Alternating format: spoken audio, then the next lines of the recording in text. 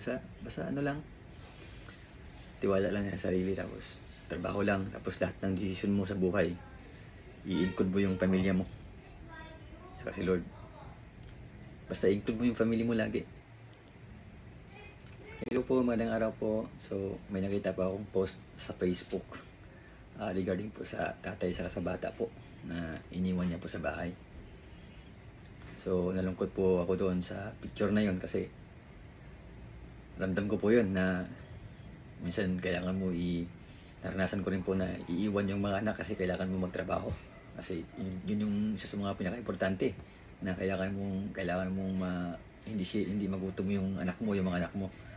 So, ikwento ko na rin po yung regarding po sa amin sa mga nagpa-follow po sa amin. So, naging single na din po ako ng 1 taon. So, si CG, CRG, CMG, wala na po yung nanay nila. Pero hindi na po ngayon kasi may asawa na po ako. Sa pang-apat naman yung maliit, yung 1-year-old, si Bodoy. So, yun na pong kasama namin, nanay nila. So, ganito po kasi yun, si mama ko, yung lula po nila, nawala po yun. So, ng May 2023 po. Tapos, same year po, September, nawala po yung nanay nila, tatlo. So, mahirap po bilang isang ama na kasi si mama kasi nanay nila hands-on yun sa mga bata eh. So, una sa lahat, hindi ko alam kung kaya ko ba sila buhayin, kaya ko sila alagaan. Kasi bro ako yung financial at saka emotional. Yun yung problema ko. Yun yung pinoproblema ko noon. Tapos ako pa yung haligi ng amin. Kasi dalawang pamilya po kami. Pamilya ng asawa ko noon. Saka yung pamilya ko. Dalawang family po. Ako yung kasi may shop po kasi ako noon. Tapos na-close yun kasi nung nawala si mama. Tapos lumipat po kami dito sa Bulacan.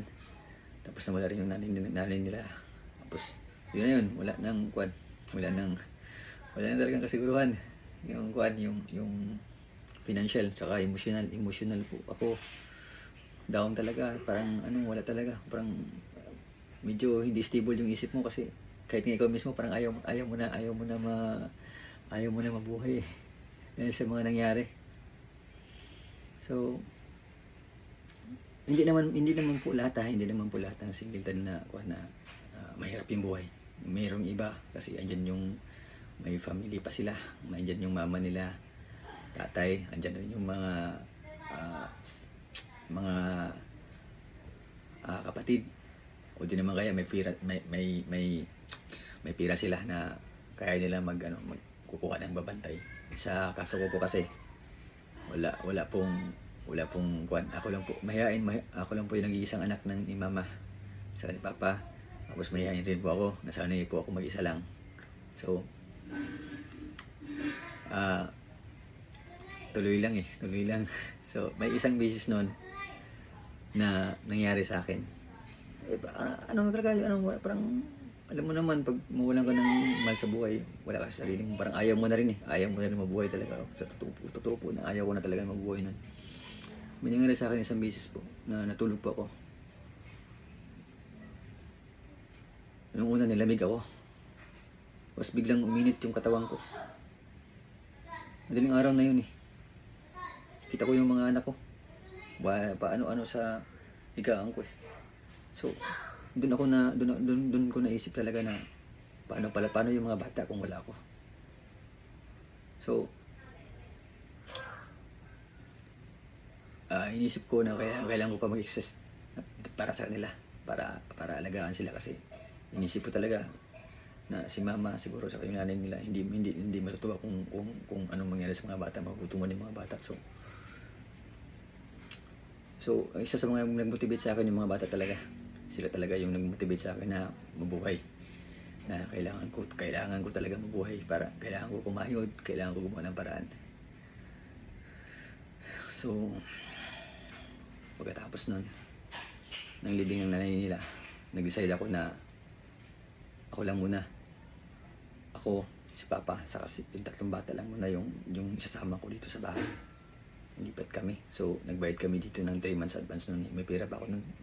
Kasi, yung trabaho ko kasi although hindi naman stable. Pero, minsan mayroon. Minsan may kita. So,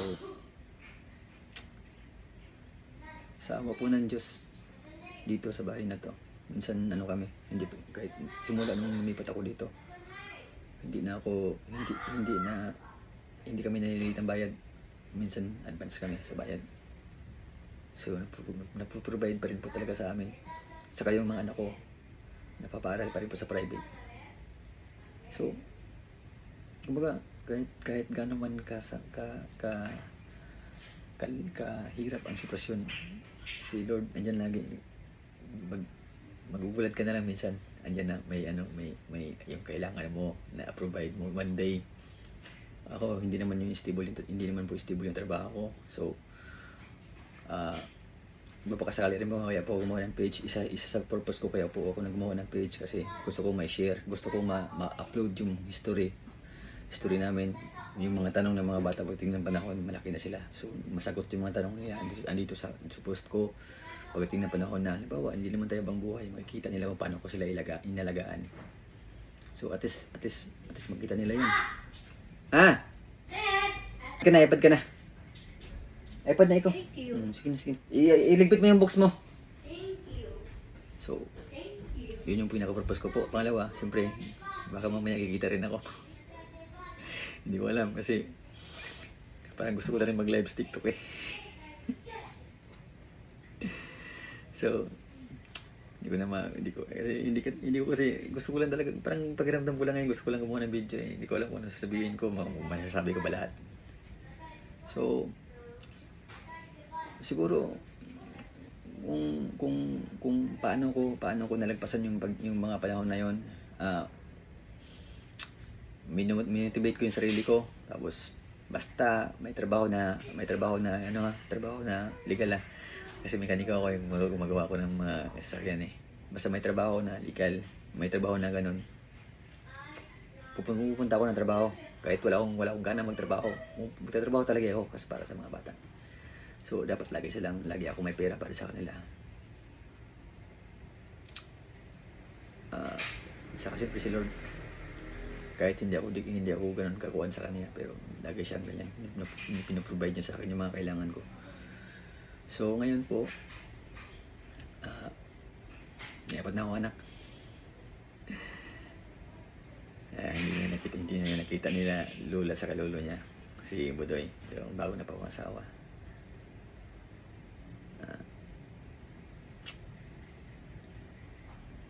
Ikwento ko na lang po sa sunod yung mga iba pa, kasi hindi ko na alam kung ano sasabihin ko eh. Basta ano lang, tiwala lang sa sarili, tapos trabaho lang, tapos lahat ng decision mo sa buhay, i-include mo yung pamilya mo. Saka si Lord, basta include mo yung family mo lagi, tama yung decision mo. So ito po yung video ko nung katulad kay Kuya, na sila ng 3 sa bahay naiwan. Salamat po. And I would give anything I own, would give up my life, my heart, my home. I would give everything I own just to have you.